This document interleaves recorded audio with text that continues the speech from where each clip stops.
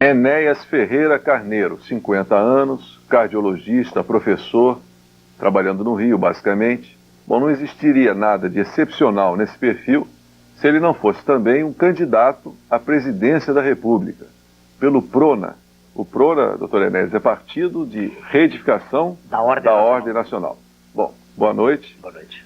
Eu queria inicialmente saber por que o senhor é candidato à presidência da República. Muito bem. A frase assim, fundamental em que eu posso caracterizar o que me levou a isso é que eu não aguento mais. Eu sou um cidadão de um país que foi leiloado, absolutamente leiloado, entre os diversos partidos políticos que representam os diversos variados grupos econômicos da nossa terra, por estar absolutamente insatisfeito com o quadro. Mesmo sentindo repugnância por esse processo político convencional, eu decidi ingressar na luta. Quando eu o fiz alicerçado em todo um trabalho de educação de mais de 2 décadas, processo no qual eu consegui coligar em torno de mim cerca de 20 mil pessoas, 20 mil cidadãos. Então, o fazer o partido significou para mim fazer uma conclamação a todas essas pessoas do Brasil inteiro. E nesse particular eu queria pedir desculpas ao senhor para fazer uma referência ao Jornal do Brasil.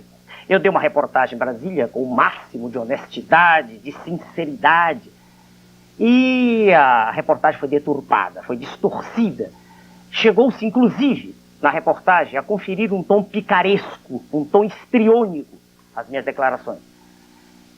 Comentou-se, por exemplo, que eu havia dito que é muito fácil ser presidenciável. Eu não disse isso em nenhum momento.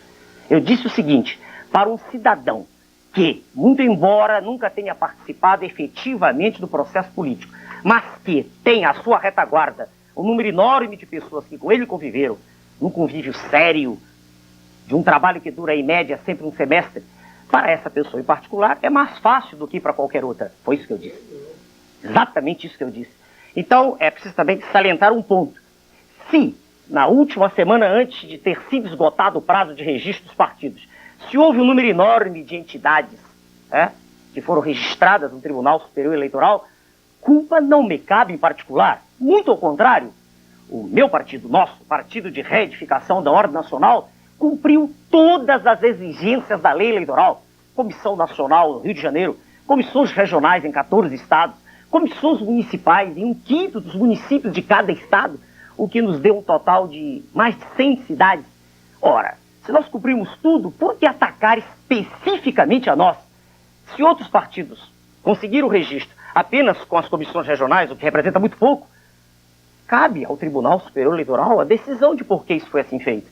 Foi o tribunal que, por sua própria conta, houve por bem não exigir que se cumprisse essa exigência, mas não foi o nosso caso. Nós não gostamos disso. E de público, nós pedimos licença ao senhor para traduzir esse descontentamento. O que eu li nessa reportagem e algumas outras reportagens é que a sua candidatura seria um exemplo justamente de como é fácil alguém ser candidato à presidência da República. O que é, Pela sua experiência, não é fácil, não? De forma alguma. Não foi fácil pro senhor, não? Veja o senhor, uma pessoa que se dedica durante a grande fração do nictêmero, quer dizer, das 24 horas, a fazer contatos com pessoas que já conheceu, amigas, sem nenhum conchavo, sem nenhum conluio, sem prometer absolutamente nada, sem nenhuma empresa, sem nenhuma forma de atividade jornalística de apoio, essa pessoa faz isso com esforço extremo. Isso não é fácil. Agora, se, na última hora, como eu estou dizendo, o tribunal abriu mão dessa exigência, que é a mais difícil de conseguir comissões municipais, imagine o senhor, por exemplo, um estado como o Amazonas, pegar uma colega nossa médica e essa colega visitar de barco 15 cidades. Isso é fácil?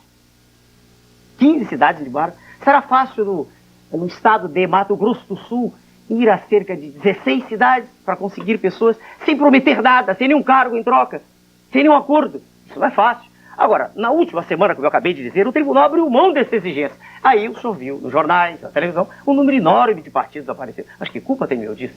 Por outro lado, Sua Excelência, o senhor líder do PMDB diz explicitamente que eu sou o símbolo do que não podia ser um candidato à presidência da República. Pelos céus, que representatividade tem os senhores políticos hoje que saltam de partido para partido, mercê de suas conveniências de momento, dos tão decantados apoios políticos, O que é isso, senhor? Que representatividade é essa?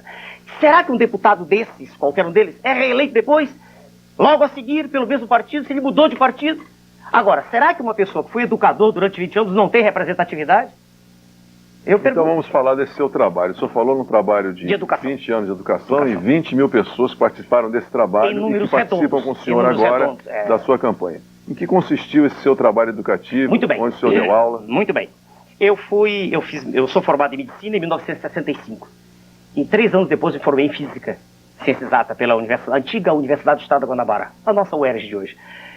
E desde essa época me dediquei à atividade didática, paralelamente à atividade médica. Então eu ensinei português, ensinei matemática, ensinei física, ensinei química, ensinei biologia em nível pré-universitário.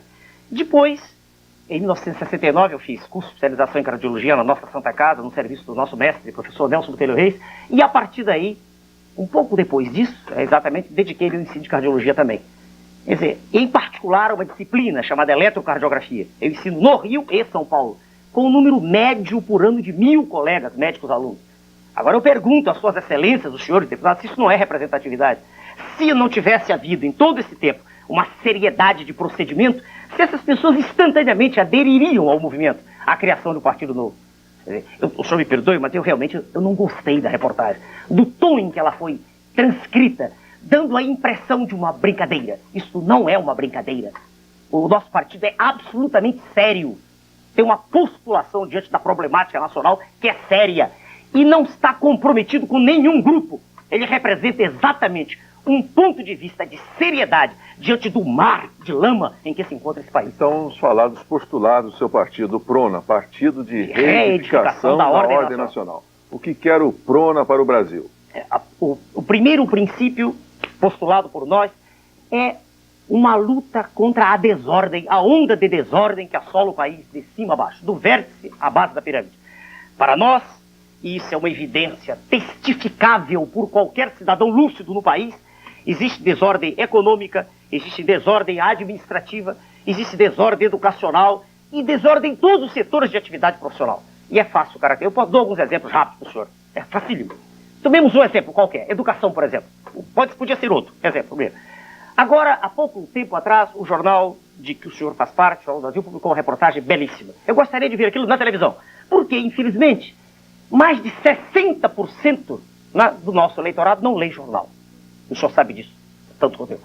Mas a reportagem dizia assim: foi feito o vestibular unificado para o Rio de Janeiro, para as grandes escolas, o FRJ, o UERJ, o Cefet. Participaram 94.039 alunos inscritos de segundo grau. Dos 94.039 alunos inscritos, 37.433 não foram fazer as provas. 22.240 tiraram nota 0. 10.835 entregaram pelo menos uma prova em branco. Apenas 10.775, 11% do total, foram para o segundo turno, com nota 3 mínima. Eu pergunto a qualquer pessoa interessada e não comprometida na redenção do país, eu pergunto, o que isso traduz, se não a falência absoluta, completa, do ensino de primeiro grau e de segundo grau? Bom, nós estamos entrevistando o candidato à presidência da República, Enéas Carneiro, e você pode fazer a sua pergunta a ele pelo telefone 273-1313. Nós vamos fazer um intervalo comercial e voltamos já já.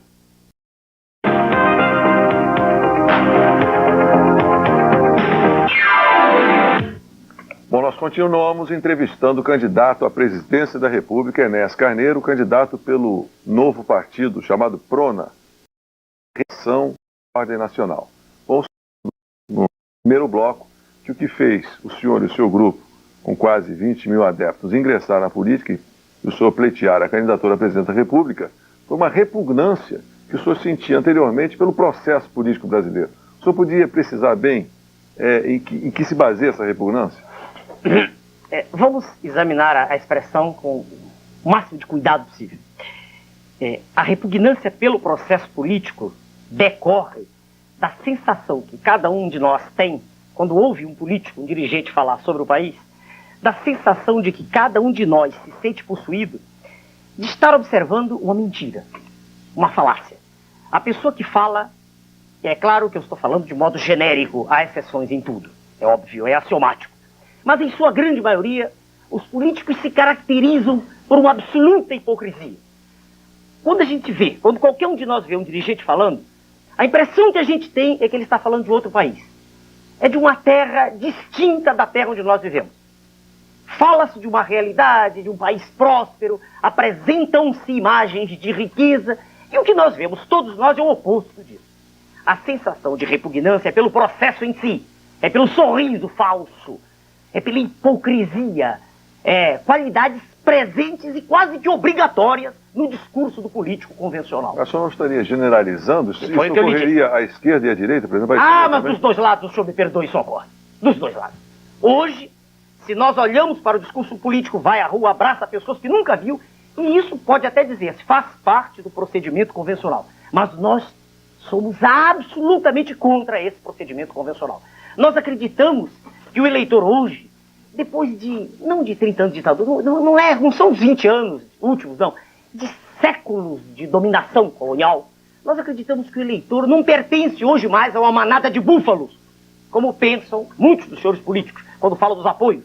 Um cidadão faz acordo com um grupo porque acredita que fazendo aquele acordo todo mundo vai votar dele. Nós não pensamos assim. Nós acreditamos que o eleitor hoje, ele está razoavelmente consciente dos problemas que o assolam no seu dia a dia. E que ele saberá distinguir uma mensagem da outra. Essa é a nossa proposição. Nós pensamos que o eleitor hoje tem capacidade de julgamento, porque ele está mergulhado no oceano de inópia cultural. Ele está cansado de ser enganado, de ser vilipendiado. Essa é a nossa posição.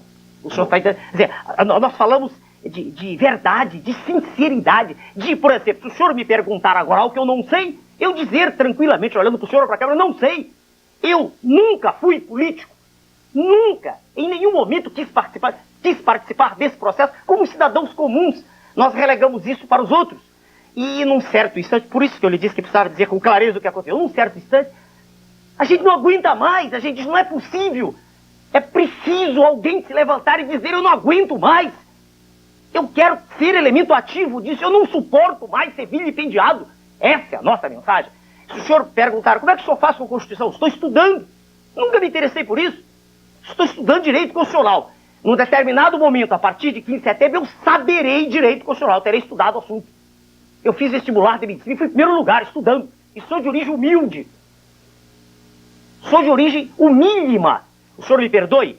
Eu tenho um profundo mal-estar quando vejo suas excelências, os senhores dirigentes da nação, se exprimirem com tal falta de cuidado, com ignorância específica das regras fundamentais da linguagem falada e escrita.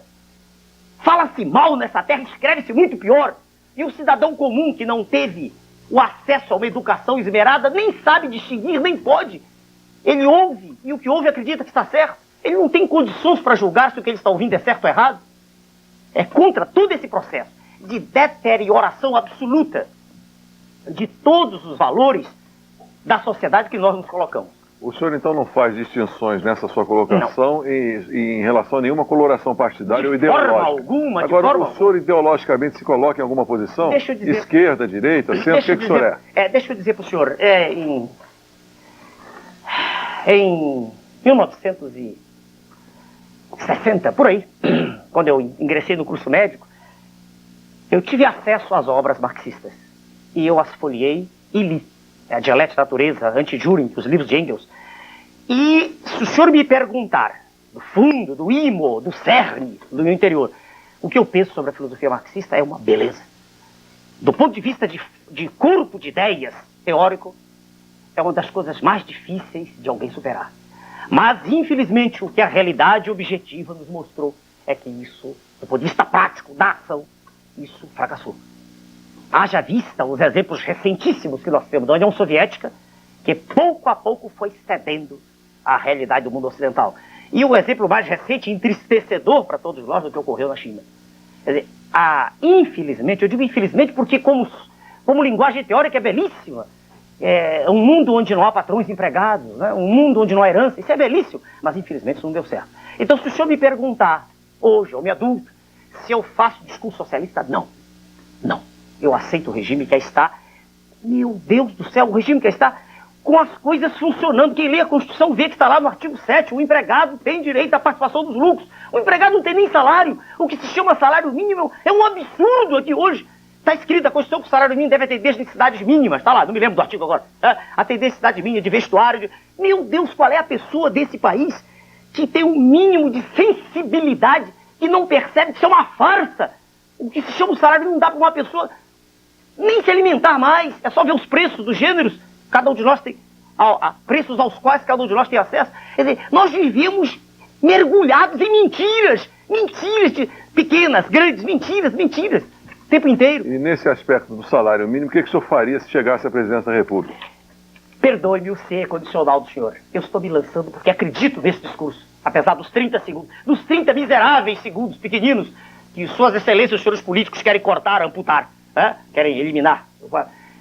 Em chegando... Vou falar só em 30 segundos, o senhor me dá esses 30 segundos para os nossos comerciais, depois nós voltamos com muitas perguntas que nós temos dos nossos espectadores para o senhor.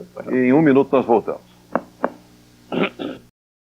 Entrevistando o candidato à presidência da República, Enéas Carneiro, e no bloco anterior eu havia feito a ele a pergunta sobre o que ele faria em relação ao salário mínimo, que ele criticou como uma coisa absurda, com um salário que realmente não dá condições a nenhum trabalhador para viver com dignidade. Então eu lhe perguntei, ele chegando à presidência da República, qual a sua medida para tornar o salário mínimo um salário que desse poder aquisitivo à maioria do povo brasileiro? Qual é a sua receita? Resposta instantânea para o senhor. Argumenta-se que é impossível no estado atual ter um salário mínimo maior. Eu respondo com a comparação com alguns países. Os países do sul da Europa, por exemplo, têm uma relação comparada, uma relação na qual é possível estabelecer-se um nível de comparação com o Brasil da seguinte forma. Renda per capita de lá, em média, 3 a 4 vezes, considerando o indivíduo do Brasil, em relação ao Brasil. 3 a 4 vezes. Mas a diferença de salário mínimo é de 10 para 1. Ora, é evidente que há uma faixa ainda em que é possível aumentar a receita mínima de um cidadão sem que isso tenha peso inflacionário. Agora, repito, é possível aumentá-lo sem que isso traduza a repercussão no bolso da economia, repercussão tão gigantesca como se apregou a cada instante. Por outro lado, qualquer aumento salarial tem que vir imediatamente atrelado a uma série de outras medidas fundamentais. Por exemplo, a redução do déficit público. É impossível isso continuar assim. Isto é fundamental. É uma reforma fiscal feita no tempo mais rápido possível. Uma análise do funcionamento de toda a máquina, essa não mais a curto prazo, num prazo em que o novo dirigente possa ter consciência de toda a problemática, consciência que só tem quem está no poder. E nessa reforma global do quadro que aí está, é perfeitamente possível melhorar-se significativamente, não apenas o salário mínimo, mas o perfil salarial de toda a classe trabalhadora. Essa é a minha resposta, senhor. Perfeito. Bom, nós temos muitas perguntas dos nossos espectadores e por isso eu peço que o senhor seja breve nas respostas. O senhor já vai treinando por 30 segundos. O senhor vai ter a cada dia na televisão, a legislação não lhe deu mais de 30 segundos diários. Exatamente 30 segundos. Então, a Maria Amélia da Tijuca pergunta o seguinte, o senhor é médico, né? Sim. E o senhor, todo o seu trabalho de educação, basicamente também na área médica. Então, ela pergunta o seguinte, além das greves, o que mais os médicos têm feito pela sociedade brasileira? Bom, eu peço licença, não leva 20 segundos para ler um trecho do nosso documento do partido sobre greves. Nós dizemos o seguinte, a greve é um direito inalienável do trabalhador, respaldado inclusive pela Constituição. Mas ela é um remédio amargo que só deve ser usado em casos extremos. Greves como estas a que todos vimos assistindo, paralisando, por exemplo, atividades de educação e de saúde durante meses, podem servir a tudo, podem servir até como instrumento político, menos ao fim básico para o qual foram deflagradas. Eu quero crer que fica bem clara a posição do nosso partido acerca das greves. Agora, respondendo à jovem, a questão da posição dos médicos. Os médicos não são uma classe privilegiada como a maioria da população pensa, de forma alguma. Os salários dos médicos hoje, considerando que são profissionais que têm no mínimo 18 anos de vida escolar, são salários absolutamente indignos. É claro que isso não justifica mau atendimento. E se há, na nossa classe, alguns colegas que possam ter esse tipo de atendimento ruim, é claro que eles não são a maioria. Eu não sou, veja o senhor, representante da classe médica aqui. Eu sou candidato por um partido que quer representar toda a sociedade brasileira. Bom, a pergunta do Ney de Laranjeiras é difícil para o senhor responder. Diga. Qual a principal falha do atual governo? Eu respondo em uma frase. A principal falha, a meu ver, do atual governo como um todo é a incapacidade de decisão. esse A é com acento grave, à presidência da República cabe uma capacidade firme de decisão. O presidente da República deve ser um homem, primeiro, não comprometido com nenhum grupo em particular. Deve ser um indivíduo que lá tenha chegado representando a sociedade como um todo, sem nenhum vínculo com nenhuma entidade em particular. Em lá chegando, ele deve, durante um certo tempo, assenhorear-se da situação do país, e para isso deve ter cultura, não pode ser um indivíduo semi-alfabetizado, não pode ser um indivíduo que não tenha preparo específico, e, em tendo esse preparo, assenhoreando-se da realidade, ele tem que saber decidir. Decisões, por mais difíceis, hão que ser tomadas quando a presidência for assumida. Bom, à luz de Vila Isabel, já que o senhor está falando em política, quer saber se o senhor não tem mesmo nenhum passado político. Eu jamais fui político, jamais quis candidatar-me a vereador, a deputado, a governador, a nada, porque simplesmente eu jamais gostei do chamado procedimento político convencional a que já me referi anteriormente. Fui, sim, presidente do meu órgão de classe, da Sociedade de Cardiologia do Estado do Rio de Janeiro. O Arlindo de Niterói pergunta o seguinte: o senhor não acha que num país com tantos problemas, a medicina é cara? E se o INPS é problema, a classe médica não poderia fazer alguma coisa? Eu concordo com o senhor. A medicina particular é cara. Medicina particular privada existe, com exceção dos países socialistas, existe no mundo todo. Agora, veja o senhor que fez a pergunta. Os médicos não são responsáveis por isso. No quadro atual, no quadro vigente do país, não são técnicos que dirigem o país. À frente de quase todos os grandes órgãos estão políticos. Estão cidadãos que têm vinculações partidárias e aí foram colocados não por mérito próprio específico, e sim por convicções partidárias. Tese da qual nós discordamos radicalmente. Eu dou exemplo para o senhor.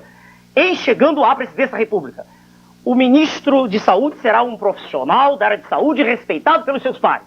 Um ministro de Minas e Energia será um engenheiro respeitado pelos seus pares. Perdoe-me, o senhor. Hoje nós temos no quadro político nacional engenheiros que não sabem resolver uma equação diferencial, talvez não saibam nem fazer uma raiz quadrada. Temos médicos que nunca passaram por um hospital. Temos educadores, ditos educadores, que jamais deram aula para ninguém sobre coisa nenhuma. Céus, não é esse o quadro que nós pintamos para o nosso país. Bom, em se falando de um candidato, o senhor é um candidato, a nossa ouvinte, a nossa espectadora Luzia da Ilha disse o seguinte: gostei do senhor. Muito obrigado. Parece uma pessoa digna, sincera, espero que não seja apenas aparência. Muito obrigado. Bom, outra opinião, André de Pilar diz o seguinte: eu acho que diante das pesquisas o quadro político já está definido. O senhor vai até o fim? Ao jovem que fez a consideração, eu responderia o seguinte: as pesquisas refletem um instantâneo da realidade eleitoral. E um instantâneo, veja o senhor, que está provavelmente, quase certamente acompanhando o desenvolvimento do processo, um instantâneo que se modifica a cada dia. Se o senhor perguntar qual é o meu percentual, é claro, ele é zero, uma vez que eu estou aparecendo agora pela primeira vez. Mas, à medida que nossa mensagem for sendo ouvida, creia o senhor, um número enorme de pessoas irá chegando às fileiras do nosso partido. E respondendo sobre ir até o fim, nós não fundamos o Partido de Reedificação da Ordem Nacional para ter acordo com ninguém. Nós não temos compromisso nem agora, nem segundo turno, nem antes nem depois com ninguém. Nós temos uma meta, uma proposição, é ser presidente da República. E não colocarmos amigos íntimos em cargos, colocarmos pessoas competentes, pessoas que saibam, que tenham capacidade específica naquilo que fazem e que saibam mandar. Bom, que saibam decidir. Se o seu percentual até agora é zero, em relação à sua dicção, a Carla da Barra diz que a sua dicção é nota 10. Muito Parabéns para o senhor. Nosso tempo encerrou. Muito obrigado.